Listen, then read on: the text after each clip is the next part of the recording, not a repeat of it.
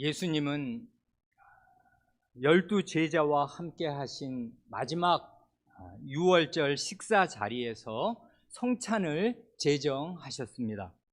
그 제정의 말씀이 마가복음 14장 22, 3, 4, 5절에 넉절로 나옵니다.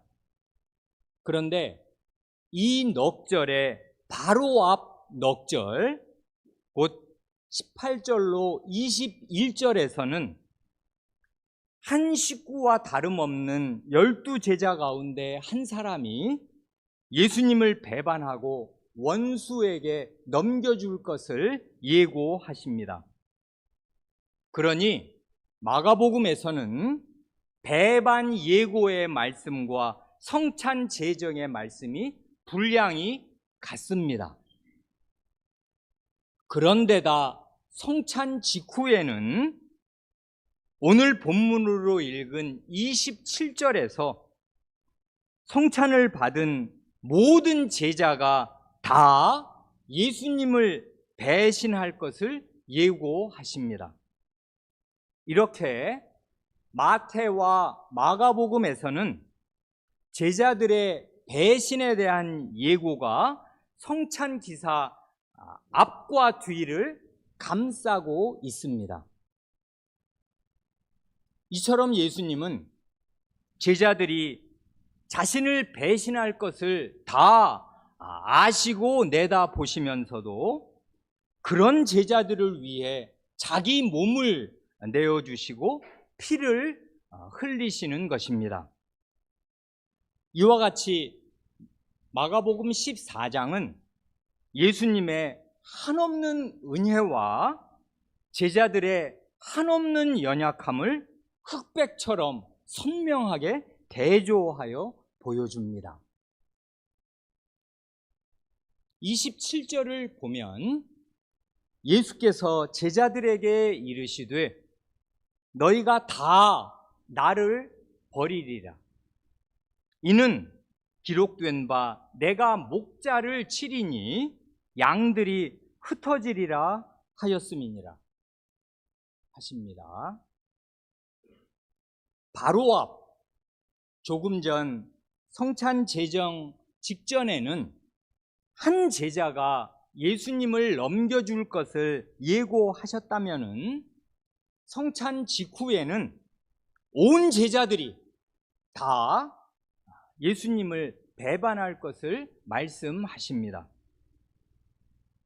그런데 여기 27절에 너희가 다 나를 버리리라 에서 나를 버리리라 하는 말은 상당한 의역입니다. 많이 나간 것입니다.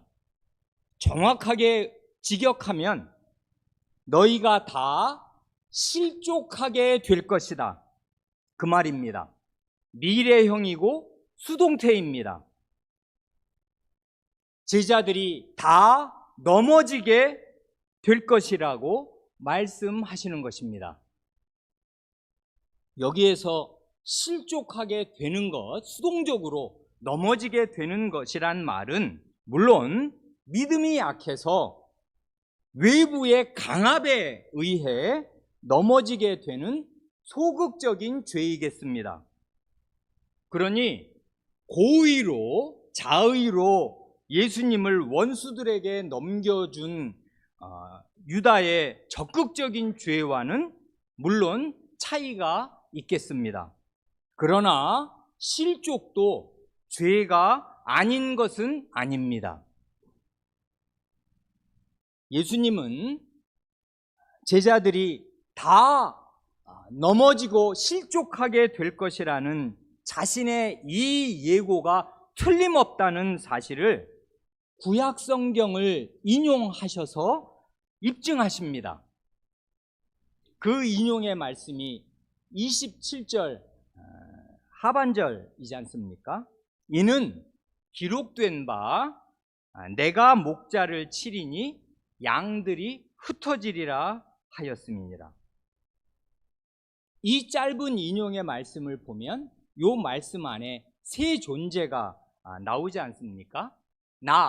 나가, 내가 나오고 목자가 나오고 목자가 치는 양들이 나옵니다. 여기에 나는 여호와 하나님이십니다. 그런데 목자가 죽으면 양들은 어떻게 될까요? 목자가 없어진 양들은 우왕좌왕하면서 뿔뿔이 흩어질 것입니다. 그래, 이 인용문을 잠시 가만히 생각해 봅니다. 이 성경 말씀을 지금 예수님이 인용하실 때 예수님은 어떤 생각을 하셨을까요? 내용을 보면 두 가지 생각, 곧 목자인 자신이 당할 일도 생각하셨을 것이고 자신의 양들인 제자들이 당할 일도 생각하셨을 것임이 분명합니다. 먼저 이 말씀으로, 스가랴서의 말씀으로 예수님은 자신이 당할 일이 무엇인가를 분명히 아셨습니다.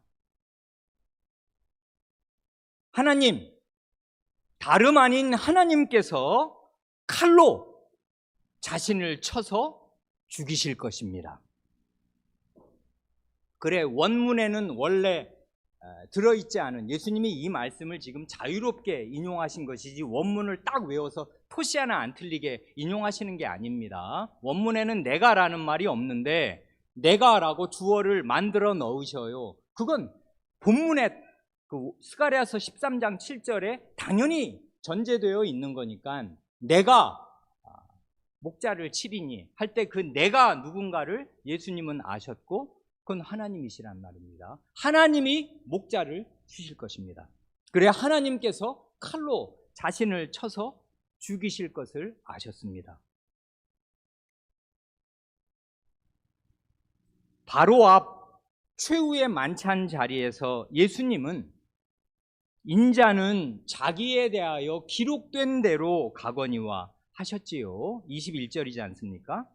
그래, 기록된 성경 말씀대로 자신이 신뢰했던 한 제자의 배신을 당해서 적들의 손에 넘겨질 것을 아시고 말씀하셨습니다.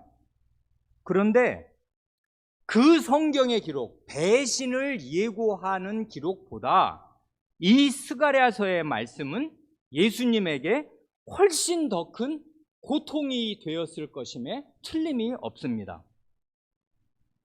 하나님, 내 아버지께서 칼로 나를 치시는구나. 그러나 그것이 성경에 명시적으로 기록된 하나님의 뜻임을 아시고 하나님의 뜻을 받아들이십니다. 다음으로 예수님은 이 말씀으로 자신의 양들인 이 제자들이 당할 일이 무엇인 줄을 또한 분명히 아셨습니다. 목자인 내가 하나님의 징계를 받아 죽으면 이 연약한 양들은 길을 잃고 뿔뿔이 흩어질 수밖에 없겠구나. 그러니 예수님은 전에도 그 들판에 가득 모여있던 군중이 목자 없는 양 같음을 보시고 불쌍히 여기셨듯이 그래서 오병이어의 표적을 베푸신 거 아니에요. 그때 그런 목자의 심정을 가지셨듯이 이제 곧 목자 잃은 양처럼 될 이 제자들을 불쌍히 여기시는 마음으로 이 말씀을 인용하시는 것임에 틀림이 없습니다.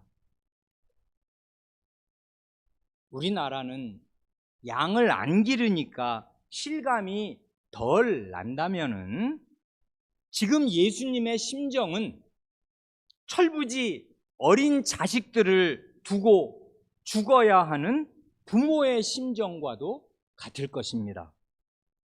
내가 없으면 이 어린 자식들이 어떻게 될까?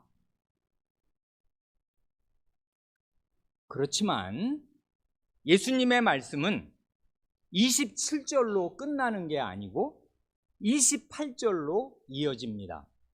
그렇기에 이 27절 말씀은 28절과 붙여서 읽는 것이 좋습니다. 28절, 그러나 내가 살아난 후에 너희보다 먼저 갈릴리로 가리라.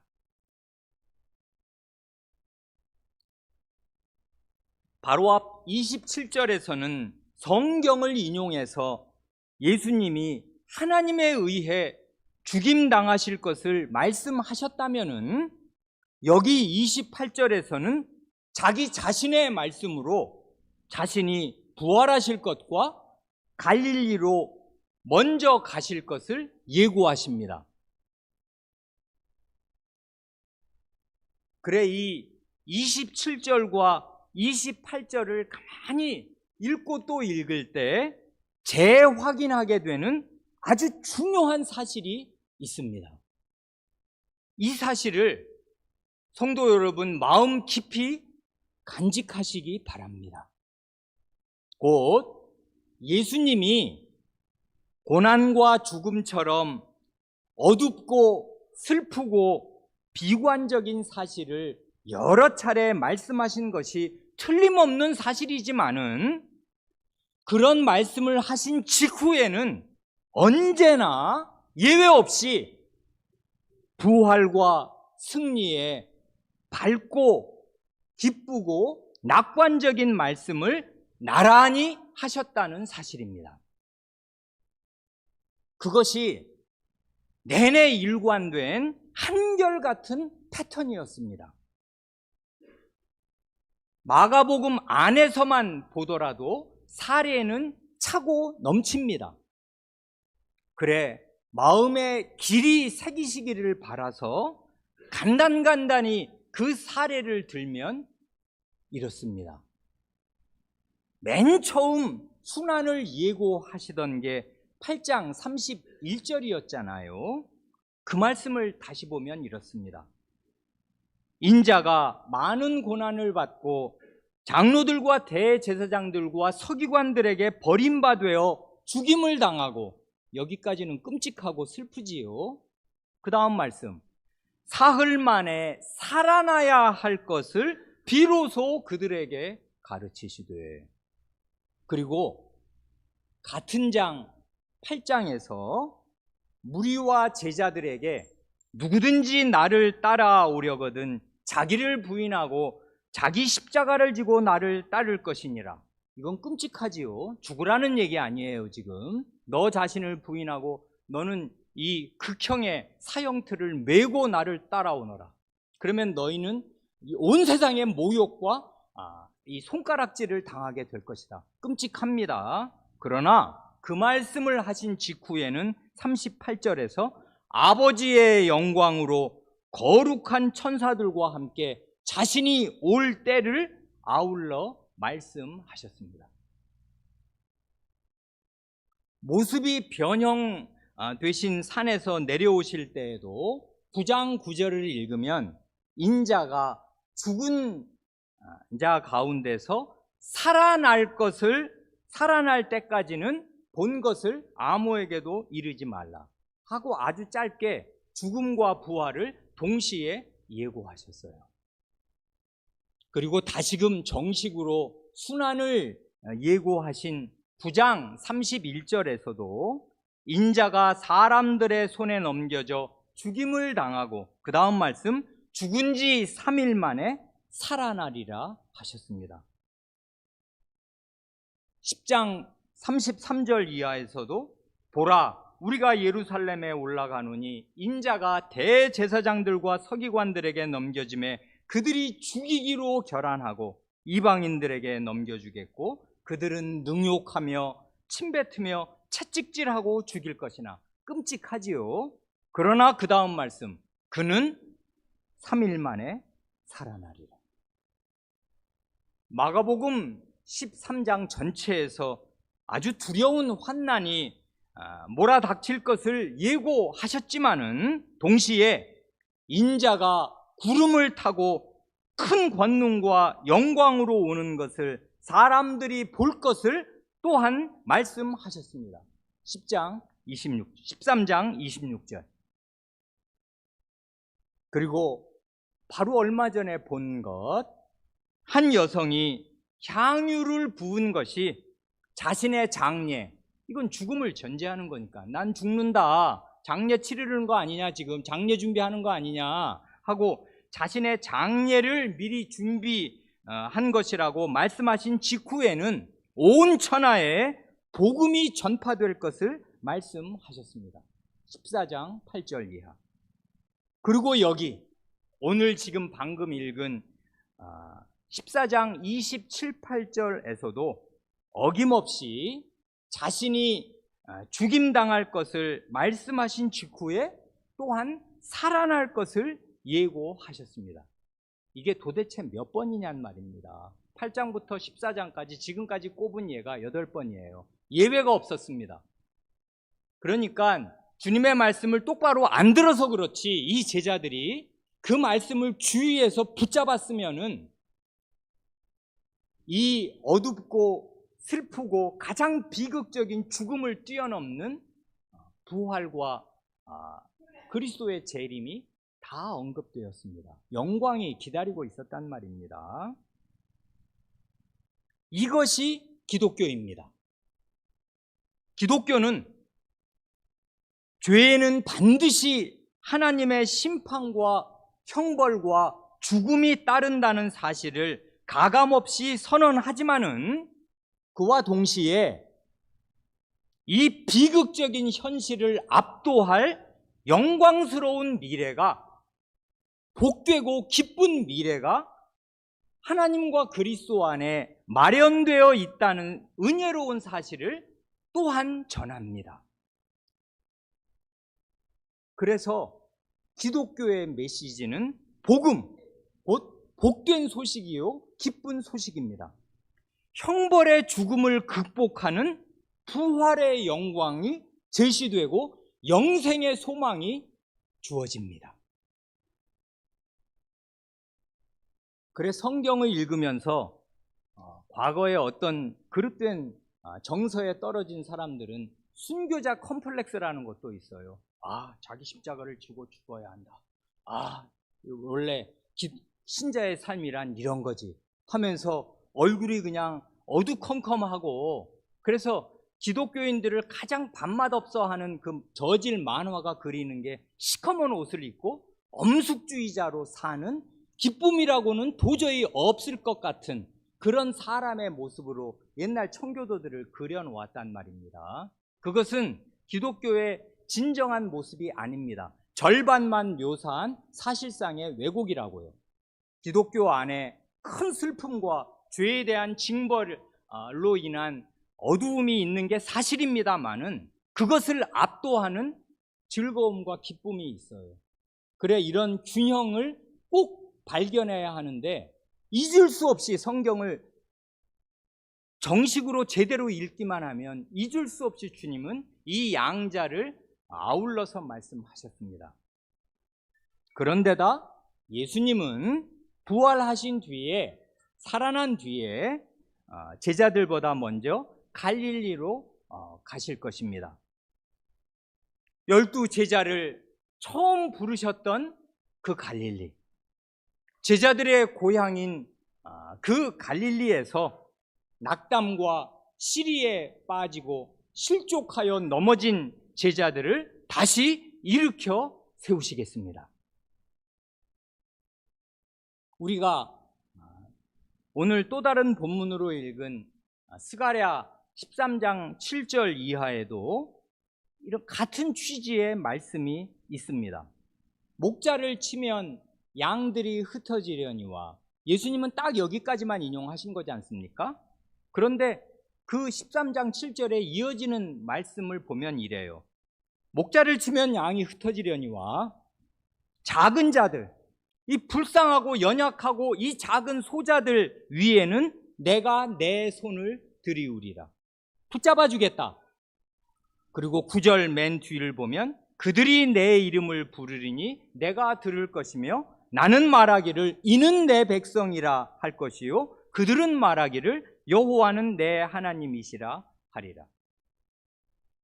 옛 언약이 성취되는 새 언약 백성이 탄생할 것을 말씀하셨어요. 그래 스가랴서 13장 1절은 죄를 씻어주는 샘이 너희 앞에 열릴 거다 하고 죄를 사해 주실 것을 말씀하시고 그러려니 목자가 하나님의 칼에 죽어야 할 것을 말씀하시는데 그렇게 되면 어떻게 되냐 하면 모든 너절하게 이름만 하나님의 백성이라는 그 거짓 위선자들 3분의 2는 멸망할 것이지만은 3분의 1 남은 소자들, 작은 자들 위에는 내가 내 손을 들이워서 그 사람들은 나의 이름을 아버지, 하나님이라고 부르면 내가 들을 것이고 기도 가운데 교통을 할 것이고 나는 이게 내 백성이다 하고 그 사람들은 이분이 나의 하나님이다 하는 이런 아브라함에게 주신 옛 언약이 성취될 것을 말씀하셨단 말입니다. 그러니 새 언약은 구약 성경 곳곳에 박혀 있어요. 그래, 부가적으로 여기에서도 다시금 확인하는 사실이 있는데요. 신약 성경에서 구약 성경을 인용할 때는 단 한 구절만 인용하더라도 그 한 구절은 왕왕 앞뒤 문맥을 두루 담고 있다는 사실입니다. 말하자면 한 구절을 신약에서 구약 성경을 인용할 때 한 구절을 인용하더라도 그 문맥 전체를 인용하는 것이나 마찬가지입니다. 그래, 갈릴리로 간다는 말이 뭐예요? 작은 자들을 위해 손을 들이워서 하나님 백성으로 다시 세우시겠다는 말씀인데 스가랴서에 가보면 이미 그런 말씀이 다 예언되어 있어요. 그렇기에 신약 성경에 구약이 인용될 때에는 구약 성경으로 가서 그 인용된 구절의 앞뒤 문맥을 면밀하게 읽어보는 것이 좋은 일입니다. 그러면 이 한 구절은 그냥 한 구절이 아니고 구약 성경 이 앞뒤 문맥을 다 고구마 줄기처럼 가지고 와서 풍부하게 제시하는구나, 구약의 뜻을 아주 온전하게 밝혀주는구나 하는 걸 알게 되고 그 인용문보다 더 큰 문맥을 마음에 품게 된다 그 말입니다.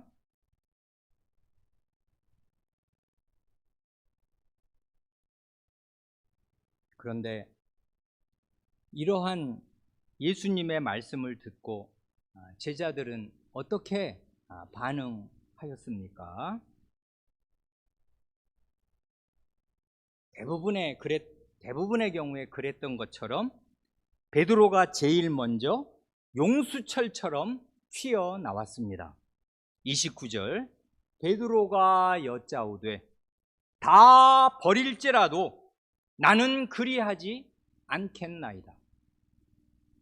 여기에 다 버릴지라도 할 때 그 버린다는 말도 원래는 그 위에서 말한 거와 똑같이 실족한다는 말입니다. 너희가 다 나를 버리리라 하는 말은 너희가 다 실족하게 되리라 하는 말인 것처럼 예수님이 실족하게 된다 너희들 다 그랬더니 다 실족하게 될지라도 저는 아닙니다 하고 딱 잘라 말했습니다. 이 베드로의 말 속에 두 가지 오만이 드러납니다. 하나는 예수님의 말씀을 정면으로 부정하면서 뒤집은 것이고, 다른 하나는 베드로 자기가 다른 제자들보다는 더 우월하다고 여기는 것입니다. 그게 딱 배어 있어요, 이 사람 마음에. 그래서 그게 순식간에 이건 준비된 말이 아니지 않습니까? 예수님 말 듣자마자 즉각적으로 반응이 튀어나왔는데 그 튀어나온 말 속에 그의 내심이 담겨 있었어요. 이 사람들 다 실족하게 되더라도 나는 실족 안 합니다. 안 넘어집니다. 나. 이렇게 말한단 말입니다. 그러나 불과 몇 시간도 안 지나서 베드로가 비참하게 실패한 사실을 우리는 다 알고 있습니다. 그 실패의 원인이 무엇일까요? 그동안 평생토록 설교를 많이 들어오신 신자들은 대개 나 알아, 깨어 기도하지 않은 탓이야 하고 생각하실 것입니다. 그 말이 맞습니다. 예수님도 저 아래 내려가면 38절에서 시험에 들지 않게 깨어 있어 기도하라 하고 친히 당부하시기 때문입니다. 그렇지만 기도는 일단 나중에 차후의 문제고, 이 본문을 찬찬히 읽고 또 다시 읽으면 기도보다 훨씬 더 직접적인 실패의 원인이 있다는 사실을 알게 됩니다. 그게 뭐냐면 베드로가 예수님이 인용하신 구약 성경, 곧 하나님의 말씀과 그 말씀에 대한 예수님의 해석을 받아들이지 않은 것입니다. 간단히 말해서 베드로는 예수님의 설교를 받아들이지 않았고 믿지 않았습니다. 그것이 베드로의 실패의 가장 중요한 원인입니다.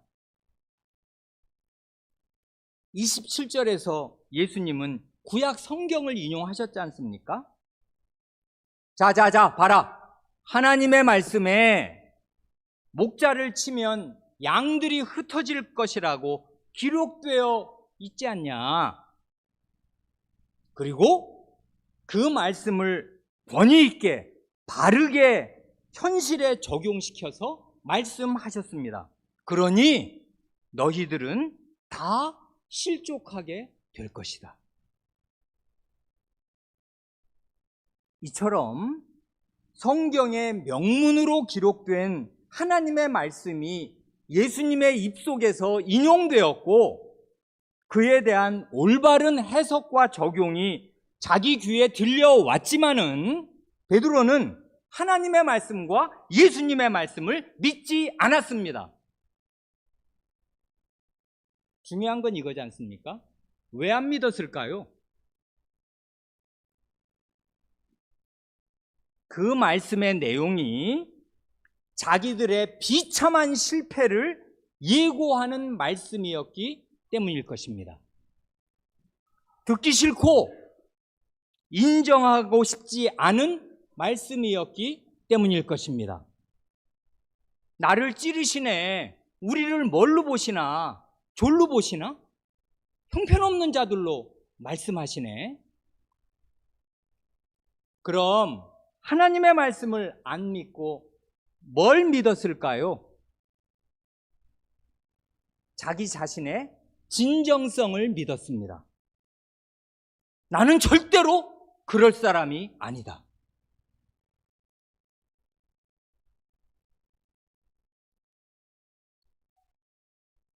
만일 베드로와 제자들이 마음을 활짝 열고 아주 겸비한 자세로 하나님의 말씀의 권위를 인정하고 예수님의 말씀을 귀담아 들었다면 어떻게 되었을까요? 일단 그 말씀의 내용이 끔찍한 건 사실입니다. 자기들이 다 실족하게 되고 넘어지게 되고 양으로서 목자를 제대로 따라가지를 못하고 넘어지게 된다는 거니까 정말 큰일 났다 생각하고, 그렇게 되지 않으려면 어떻게 해야 됩니까? 하고 도리어 예수님께 여쭈었을 것입니다. 그러면 그때 예수님이 시험에 들지 않게 깨어있어 기도하라고 말씀하셨을 것이고, 열린 마음에 그 권고가 먹혔을 것입니다. 기도는 그럴 때 쓰라고 있는 거라고요. 그런 사람에게 소용이 있는 거라고요. 그런 게 없는 사람에게 기도하라, 기도하라. 기도할 마음이 생겨야 기도할 거 아닙니까? 기도를 왜 안 해요? 자기가 지금 살고 있고 살아있고 살 수 있다고 생각하니까 기도를 안 하는 거예요. 설교를 귀담아 듣지 않고 말씀을 믿지 못하니까 제자들은 자기들의 위태로운 실상이 무엇인지를 알 수가 없었습니다. 그래서 하나님의 도우심이 없이는 도무지 살 길이 없다는 사실을 알고서 하나님의 은혜를 간곡하게 구할 마음도 가질 수가 없었습니다. 목마른 사람이 우물을 파는 거 아닙니까? 그러니 한마디로 말씀을 못 듣는 사람은 참되게 기도할 수 없는 것입니다. 그리고 설령 기도한들 그 기도가 참된 기도가 되지도 못하는 것입니다.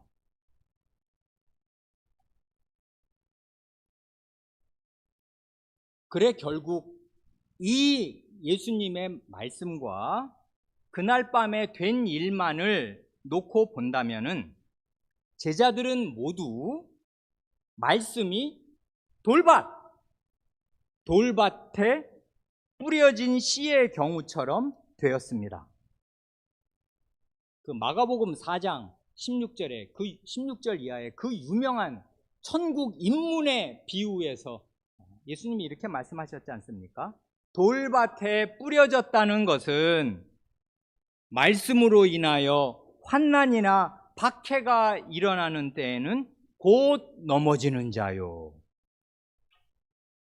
돌밭이란 안반을 말하는 것인데 자기 생각, 자기 자신에 대한 믿음이 안반처럼 마음속에 도사리고 있는 사람은 말씀이 뿌리 내릴 수 없는 것이고, 그러면 말씀으로 인한 환난이나 박해, 어려운 상황이 닥치면 넘어지는 것입니다. 여기에 그 넘어지는 자요 할 때 이 넘어지는 자요가 완전히 똑같은 그 실족한다 그 단어입니다. 수동태라고요. 넘어지게 될 것입니다. 그는 왜냐하면 외압이 너무 세니까 그는 버티고 두 다리로 서 있을 수가 없게 될 것이에요. 세상은 무섭단 말입니다. 무슨 힘으로 세상을 자기가 지구를 다 밀어낼 수 있어요? 어림도 없단 말입니다. 그래 말씀이 뿌리내리지 못하면 그는 넘어져요. 말씀 때문에 넘어집니다. 말씀으로 인해서 환난이나 핍박은 오거든요. 넘어지는데 왜 넘어집니까? 안반이 있어서 말씀이 내려오는 걸 차단하고 막았어요. 그 안반이 뭡니까? 여러 가지이겠는데 자기 생각, 내 생각이 옳다. 지금 베드로가 딱 이러고 있잖아요. 하나님의 말씀이 내려왔어요. 끔찍한 말씀이었어요. 그러니 어떻게 해야 돼? 그 말씀을 붙들고 기도를 해야 될 사람이 아니 그 말씀 틀렸다. 나는 그럴 사람 아니다. 이렇게 대선단 말입니다. 듣기 싫어요 설교가. 그래 이게 다 상호작용이에요. 예수님의 말씀하셨고 베드로가 강력하게 반발했고 그에 대해서 예수님이 강력하게 대응하십니다. 어떻게 해요? 이렇게 해요. 베드로의 장담을 들으신 예수님이 엄숙하게 말씀하십니다. 30절 예수께서 이르시되 내가 진실로 네게 이르노니 오늘 이 밤 닭이 2번 울기 전에 네가 3번 나를 부인하리라. 예수님이 아멘 하시면서 베드로의 배반을 예고하십니다. 예수님은 이날 저녁에 2번째로 맹세에 준하는 아멘을 말씀하시는 거지 않습니까? 2번 다 예수님이 배반당하시는 뼈아픈 내용이었습니다. 첫 번째는 최후의 만찬 자리에서 한 제자의 배반을 예고하신 18절이었습니다. 내가 진실로 너희에게 이르노니, 이때는 온 제자를 다 두고 맹세의 말씀을 하셨어요. 너희 잘 들어라. 이건 참말이다. 하고 너희 중에 한 사람 곧 나와 함께 먹는 자가 나를 팔리라 하셨습니다. 그때는 온 제자의 앞에서 아멘 하셨다면은 여기에서는 베드로 한 사람의 눈을 보시면서 진실로 네게 내가 말한다 하고 지금 진실로 아멘을 2번 이 저녁에 하셨단 말입니다. 그런데 이 30절을 보면 예수님이 더 자세하게 말씀할 수 없을 만큼 아주 상세하게 말씀하십니다. 베드로의 부인은 오늘 일어날 것이고 바로 이 밤에 벌어질 것이며 점점 지금 이게 폭이 좁아지는 거죠. 오늘이면 멀지도 않습니다. 지금 시간이 이제 저녁이 하루가 시작하는 날이니까 저녁 식사 마쳤으니까 이게 시간이 모르긴 해도 한 11시 가까이 지금 되어 갔을 것이란 말입니다. 그런데 오늘이고 이 밤이고 부인하는 시간은 닭이 2번 울기 전, 곧 새벽이 밝아오기 전일 것입니다. 그런데다 한 번만 부인하는 게 아니라 3번이나 연속으로 부인할 것입니다. 이거보다 더 자세하게 말씀하실 수가 어떻게 있겠습니까? 그래, 이 베드로의 부인을 예고하신 이 말씀은 사복음서에 다 기록되어 있는데 마태와 누가 요한복음에서는 그냥 닭 울기 전이라고만 기록하는 데 비해서 마가복음만 유일하게 닭이 2번, 꽃기호가 2번 들릴 거다 하고 닭 우는 횟수까지를 마가 선생은 기록합니다. 왜 그럴까요? 이건 다 추정입니다만은 이 마가에게 이 예수님의 말씀을 전해준 가장 유력한 사람은 베드로일 것입니다. 베드로 자신이 이게 사무치는 내용이에요. 그래서 마가에게 그때 주님이 내게 그렇게 말씀하셨지.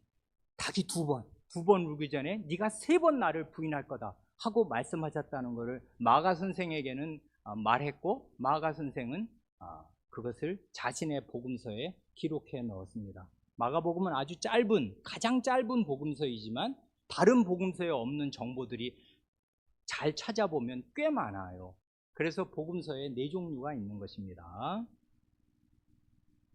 예수님이 이렇게까지 못을 박아서 확언하시는데도 베드로는 끝내 자기 고집을 꺾지 않았고 그건 다른 제자들도 다 마찬가지였습니다. 31절 베드로가 힘있게 말하되 내가 주와 함께 죽을지언정 주를 부인하지 않겠나이다 하고 모든 제자도 이와 같이 말하니라. 베드로는 이때 예수님과 함께 죽을 각오를 하면서 절대로 예수님을 부인하지 않겠다고 말했고 모든 제자도 똑같이 말했습니다. 그래 이 14장에 제자들과 관련해서만 모든이라는 말, 모든 제자를 뜻하는 말이 5번이나 나옵니다. 모든 제자가 다 성찬의 잔을 마셨습니다. 23절. 모든 제자가 다 예수님을 부인하지 않겠다고 말했습니다. 이 31절. 그러나 예수님은 모든 제자가 다 실족하게 되리라고 예고하셨고 27절. 베드로는 모두가 실족하게 될지라도 나는 아닙니다 하고 부인했지만 29절. 결국에 가서는 모든 제자가 다 예수님을 버리고 도망갔습니다. 50절. 그래 이게 모든 제자의 형편이었습니다. 예외는 없었습니다. 그러니 우리는 하나님의 말씀을 어떤 마음으로 듣고 있는가를 주의해야 합니다. 그게 당장에는 힘과 위로가 되는 말씀이 아니고 나를 찌르고 벌거벗기는 말씀이어도 하나님의 말씀을 귀담아 듣고 하나님께 나아가 은혜를 구해야 살 길이 열릴 것입니다. 오늘은 성탄 찬송 총 연습을 하는 날이어서 여기까지만 말씀드리겠습니다. 기도하시겠습니다.